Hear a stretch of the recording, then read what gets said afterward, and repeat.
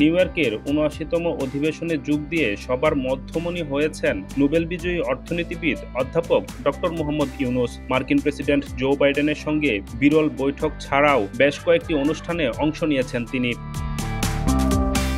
স্থানীয় সময় মঙ্গলবার নিউ ইয়র্কের ম্যানহাটনে ফ্রেন্ডস অব বাংলাদেশ আয়োজিত সংবর্ধনা সভায় অংশ নেন ডক্টর ইউনূস। এ সময় মঞ্চে তার সহকারী প্রেস সচিব সুস্মিতা তিথি, বিশেষ সহকারী মাহফুজ আলমকে সঙ্গে নিয়ে বক্তব্য দিতে দেখা যায়। মঞ্চে দেখা যায় বাংলাদেশের আলোচিত আলোকচিত্র শিল্পী, সাংবাদিক ও সমাজকর্মী শহীদুল আলমকেও। সংবর্ধনা সভায় দেয়া বক্তব্যে স্বৈরাচার সরকারের সময়ে ভয়াবহতা তুলে ধরেন ডক্টর ইউনূস।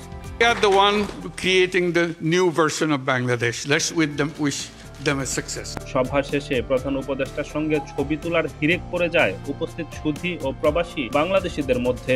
এ সময় লাইন ধরে তার সঙ্গে ছবি তুলতে দেখা যায় অনেককে। এর মধ্যে অন্যতম ছিলেন সাবেক মার্কিন রাষ্ট্রদূত পিটার হাস।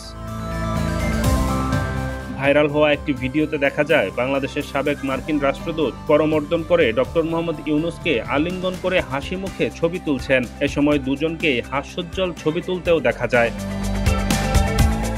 ডেস্ক রিপোর্ট, নতুন সময়।